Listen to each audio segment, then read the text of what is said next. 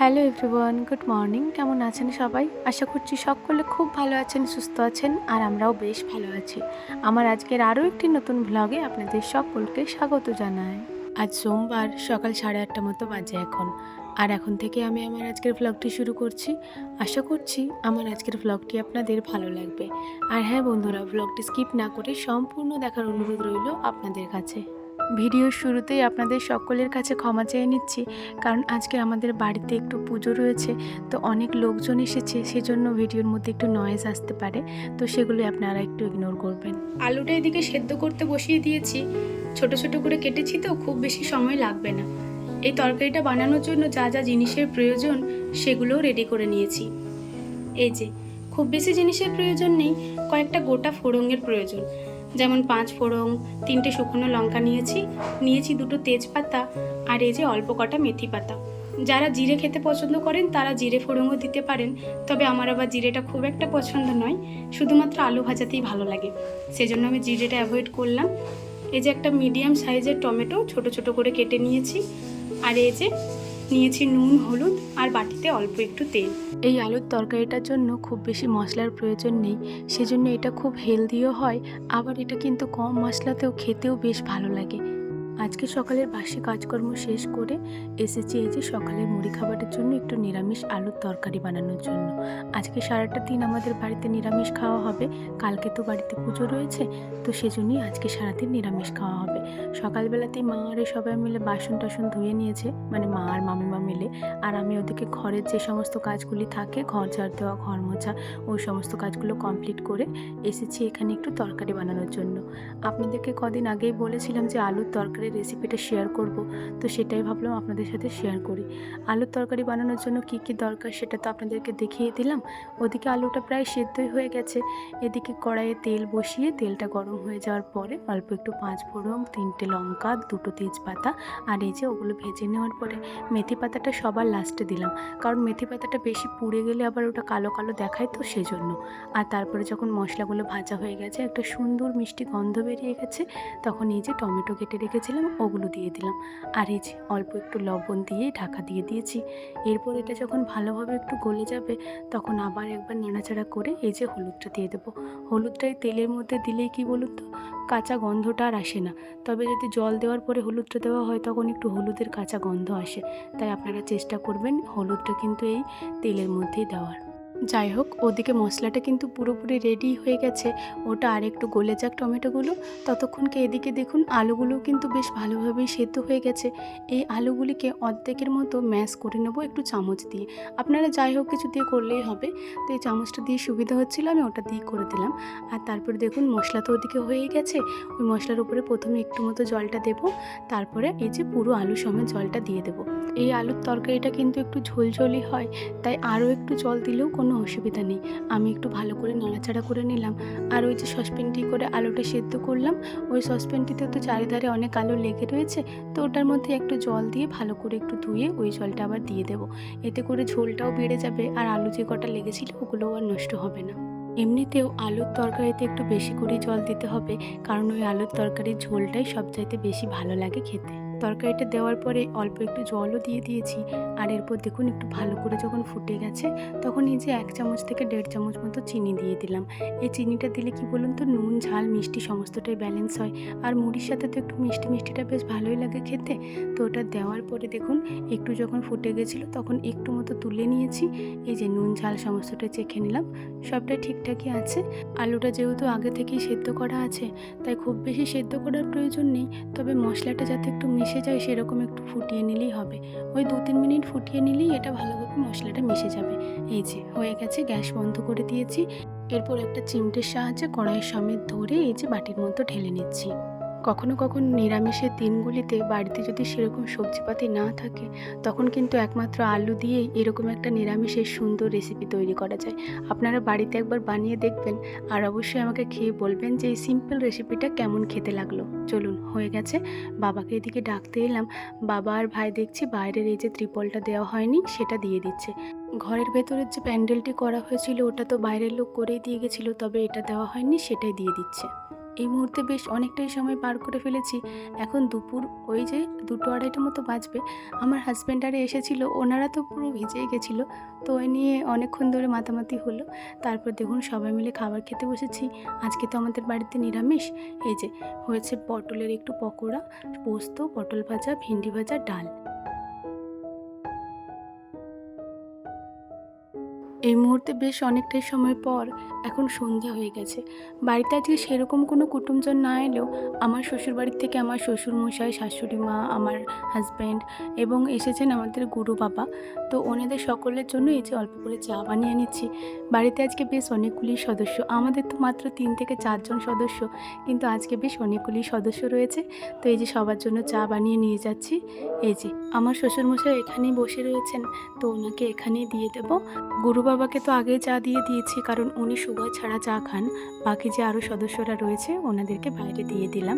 তাও 2 কাপ মতো বেড়ে গেছিলো, ওটা আবার সসপ্যানে ঢেলে রেখে দিয়েছি, যে খায় খাবে পরে। এখনও তো মা আরে কেউ নেই, মা একটু বাইরের দিকে আছে সবাইকে নিমন্ত্রণ করতে। তো এই যে বিস্কুট যে প্যাকেটটা খোলা হয়েছিল, ওই বিস্কুটগুলো এই কৌটোটার মধ্যে ঢেলে দিলাম। চা খাওয়ার পর যে কটা বাসন হয়েছিল ওই বাসনগুলো নিয়ে এই যে রান্নাঘরে চলে এলাম। এই বাসনগুলো সমস্তটাই ধুয়েই রেখে দেবো, কারণ এভাবে রেখে দিলে মা আবার কখন ধোবে। এখন তো একটু ব্যস্ততার মধ্যেই দিনটা কাটছে, কারণ বাড়িতে এখন অনেক কাজ আর এদিক সেদিক অনেক দেখাশোনা করতে হচ্ছে। সেজন্য এই ছোটো ছোটো কাজগুলো আর ফেলে না রাখাই ভালো। আমার মা যখন বাসনপত্র ধোয়া মাজা করেন, উনি কিন্তু কুয়োতলাতে নিয়ে গিয়েই বাসনগুলো ধুয়ে আসেন। তবে আমি বেশিরভাগ সময় এই বেসিনটিতেই বাসনগুলো সমস্তটাই মেজে নিই আর এখানেই ধুয়ে মেজে রেখে দিই, যেহেতু এটাই তো রান্নাঘর। তবে এই কাপ ডিশগুলো আর এখানে রাখবো না, আমাদের দালান বাড়ির ওই 3 নম্বর রুমটিতে তো চা বানানো হয়, ওখানেই এই বাসনগুলো রেখে দেবো। এই ভিডিওটি হচ্ছে সোমবারের, আমি ভয়েস দিচ্ছি মঙ্গলবার। মঙ্গলবার আমাদের বাড়িতে জন্মাষ্টমীর পুজো হচ্ছে, মানে জন্মাষ্টমীর দিন ধরে আমাদের বাড়িতে বাবা লোকনাথের পুজো হয়। আর এই বছর বাবা লোকনাথের পুজোর সাথে সাথে বাড়িতে একটু নাম সংকীর্তনও করা হচ্ছে। তো সেজন্যই সকাল থেকেই তো নাম সংকীর্তন শুরু হয়ে গেছে। তবে এই মুহূর্তে মাইকটা একটু বন্ধ রয়েছে, ওনারা শুধু খোল কীর্তন বাজিয়েই গানটি করছেন। তবে ওই নয়েজটাও একটু একটু আসছে, ওই পাশের আওয়াজটিতে যদি আপনাদের ভিডিওটি শুনতে খারাপ লেগে থাকে তাহলে আমি আপনাদের কাছে ক্ষমা চেয়ে নিচ্ছি। চা খাওয়া বাসনগুলো সমস্তটাই মেজে ওই ঘরেতে রেখে এলাম। আর আজকে বানাবো একটু লুচি, সেজন্য এই যে আটাটা চেলে নিয়েছি। এরপরে আটার মধ্যে অল্প একটু জোয়ান ভালো করে হাতে করে ম্যাশ করে দিয়ে দিলাম, আর তারপরে দিয়ে দিলাম অল্প একটু নুন। সারাদিন এত বৃষ্টি হচ্ছে, সকালবেলায় যে নুনটি ঝড় ঝরেছিল সেটাই আবার সন্ধ্যাবেলা জল হয়ে গেছে। যাই হোক, লবণটা দেওয়ার পরে অল্প একটু সাদা তেল দিয়ে দিয়েছি, আর তেলটা নিয়ে দেখুন বেশ অনেকক্ষণ ভালোভাবে মাখিয়ে নিয়েছি। এই মুহূর্তে বেশ ভালোভাবেই মাখা হয়ে গেছে। এই যে দেখুন একদম ডেলা পাকিয়ে যাচ্ছে, এই সময় বুঝতে হবে আটাটি ভালোভাবে মাখানো হয়ে গেছে। এই সময়ে জল দিয়ে আবার ভালো করে আটাটি মাখিয়ে নেব। এই বছর জন্মাষ্টমীর 2টো দিন পড়েছে, একটা দিন এই যে আজকে সোমবার, আর একটা দিন হচ্ছে কালকে মঙ্গলবার। আমাদের বাড়িতে বাবা লোকনাথের পুজোটা তো দিনের বেলা হয়, সেজন্যই আর কি কালকের দিন ধরেই আমাদের করা হবে, মানে মঙ্গলবার আমাদের বাড়িতে বাবা লোকনাথের পুজোটি হবে। আর এই সোমবারেই সবাই জন্মাষ্টমীর পুজোটি সেরে ফেলেছে। তো এই সোমবারটি এবছর সবাই পালন করছে। আমার শাশুড়ি মাও তো জন্মাষ্টমীর পালন করেন, তো ওনার জন্যই মূলত এই লুচিগুলি ভাজা হচ্ছে। আটাটা মাখানো হয়ে গেছে, অল্প একটু তেল ছড়িয়ে ঢাকা দিয়ে রেখে দিয়েছি। এদিকে মা বলল, তুই তো রোজ ভিডিওতে বলিস যে কুমড়োর তরকারি বানালাম, এই বানালাম, তুই আজকে বানিয়ে খাওয়া। তো আজকে সেজন্যই এই যে কুমড়োর তরকারি বানাবো। তো এই যে কুমড়োর তরকারি বানানোর জন্য প্রথমে কড়াইতে অল্প একটু তেল দিয়ে দিয়েছি, আর শুকনো লঙ্কা আর যে শুকনো ফোড়ন দিয়ে ওগুলোই দিয়ে দিলাম। রোজ তো আপনাদের সাথে এই রেসিপিটা শেয়ার করি, বিস্তারিতভাবে বলার হয়তো আর প্রয়োজন নেই, তবু মা বললো তো তাই ভাবলাম এই জিনিসটাও আপনাদের সাথে শেয়ার করি, যে আমার মা রোজ রোজ ভিডিওতে যা দেখবে আমাকে বলবে সেটা আবার আমাকেও বানিয়ে খাওয়া। এদিকে ফোড়নগুলো সমস্তটাই ভাজা হয়ে গেছে, সেজন্য এই যে কুচি কুচি করে কেটে রাখা কুমড়ো আলুটা দিয়ে দিচ্ছি। কুমড়োটা বেশ অনেকটাই, আর কড়াইটা একটু ছোট হয়ে গেছে, তাই প্রথমে অর্ধেকগুলো দিয়ে মাখিয়ে নিলাম, আর তারপরে আবার অর্ধেকগুলো দিয়ে ভালো করে নাড়াচাড়া করে নিচ্ছি। এটা কাঁচা কুমড়ো তো অনেক জল বেরিয়েছিল জানেন, আর সেজন্য একটু জলও লাগেনি, একবারেতেই কেমন সুন্দর হয়ে গেছে দেখুন।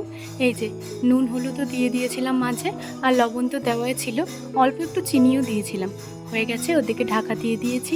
এদিকে আমার শ্বশুরমশাই আর আমার মা দুজন মিলে আজকে বোঁদেগুলো বানিয়ে নিচ্ছেন। বোঁদেগুলো প্রায় ভাজা হয়ে গেছে, আর অল্প একটু আছে। এদিকে তো আটাটাও বেশ অনেকক্ষণ রেস্টে রয়ে গেল, ভাবলাম এদিকে আটাগুলোর লেচিটা কেটে দিই। শাশুড়ি মা আর আমি দুজন মিলে এই যে আটার লেচিগুলো কেটে নিচ্ছি, মা ওদিকে আটার গলিগুলো ভালো করে গোল করে দিচ্ছেন। আমি আর আমার শাশুড়ি মা মিলেই আজকে লুচিগুলো ভেজে নেব, কারণ মা আর এদিকে এত কাজকর্ম করছে। এই ছোট ছোট কাজগুলো না হয় আমরাই সেরে ফেলি। এই যে বোঁদেগুলো দেখুন কি সুন্দর হয়েছে, আর কত ছোট ছোট হয়েছে দেখুন, খুব ভালো লাগছে কিন্তু। তবে আজকে আর আমি খেয়ে দেখলাম না, কারণ সকাল থেকে আজকে বেশ 2-3টে মিষ্টি খাওয়া হয়ে গেছে। তো আর মিষ্টির প্রতি একটুও ইচ্ছা নেই আমার। এই যে লাস্ট ঢাকটা ঢেকে নিচ্ছে, ওটা ছাকা হয়ে গেলেই আমি এই যে লুচিগুলো অর্ধেক বেলেই নিয়েছি প্রায়, আমি আর শাশুড়ি মা তারপরে ভেজে নেব। আজকের লুচির আটাটা বেশ অনেকটাই সফট হয়েছিল। এই সফট হলে পরে লুচিগুলো খেতে তো ভালো লাগে, তবে একটা একটা করে বেলতে হবে, একটা একটা করে ছাকতে হবে। একসাথে অনেকগুলো বেলে রেখে দিলে একটার গায়ে আর একটা লুচি চিটিয়ে যাবে। সেজন্য এই যে আমি এক এক করে বেলে দিচ্ছি, মা ওদিকে ভেজে নিচ্ছেন। সমস্ত লুচি ভাজা হয়ে গেছে। আজকে প্রত্যেকটা লুচি অসম্ভব সুন্দর ফুলেছিল দেখুন। 5টা মতো লুচি নিয়ে নিয়েছি, একটু কুমড়োর তরকারি যাচ্ছে ওদিকে সুব্রতকে দেওয়ার জন্য। আমার হাজব্যান্ড না লুচি খেতে একদমই ভালোবাসেন না, তবুও আমি ওকে বললাম যে একটা খেয়ে দেখো, একটা খেলে কিচ্ছু হবে না। তো ও বললো ঠিক আছে একটাই খাবো, একটার বেশি কিন্তু খাবো না। ও এখানে বসেই ছিল, ওকে বললাম তুমি খাও, খেয়ে পরে বলো যে কেমন হয়েছে। আজকের লুচিগুলো দেখেই হয়তো আপনারা বুঝতে পারছেন যে লুচিগুলি কী পরিমাণ ভালো হয়েছিল। সত্যি খুবই ভালো হয়েছিল। আমি এই যে ও যে একটি খেয়েছে, বাকি 3টে লুচি আমি খেয়েছি আর একটি ভাইকে দিয়েছিলাম। এই যে ওর একটা খাওয়া হয়ে গেছে, তারপরে আমি বাকি লুচিগুলো নিয়ে বসে পড়লাম এই পাশটিতে। এরপর আমি খেয়ে খেয়ে দেখি তো কেমন লাগছে। চায়ের সাথে ছাড়া লুচিটা আমার সেরকম পছন্দ নয়, তবে আজকে লুচিটা কুমড়োর তরকারি দিয়েও অসম্ভব ভালো লাগছিল। সন্ধ্যাবেলা আমার হাজব্যান্ড যখন মার্কেট গেছিল, ও এই যে এই কুর্তাটি এনেছে। কাল আমাদের বাড়িতে পুজো, সেজন্যই পরার জন্যই এনেছে। কালারটা বেশ ভালোই লাগছে, আর এই কালারটা ওকে বেশ মানায়ও। চলুন আজকের ভিডিওটা এই পর্যন্তই। ভালো লাগলে লাইক কমেন্ট করবেন এবং সাবস্ক্রাইব করে আমার ছোট্ট চ্যানেলটির পাশে থাকবেন। সবাই ভালো থাকবেন, সুস্থ থাকবেন। আবারও দেখা হবে পরের কোনো একটি ভ্লগে। ততক্ষণের জন্য সবাই ভালো থাকুন, সুস্থ থাকুন, সাবধানে থাকুন।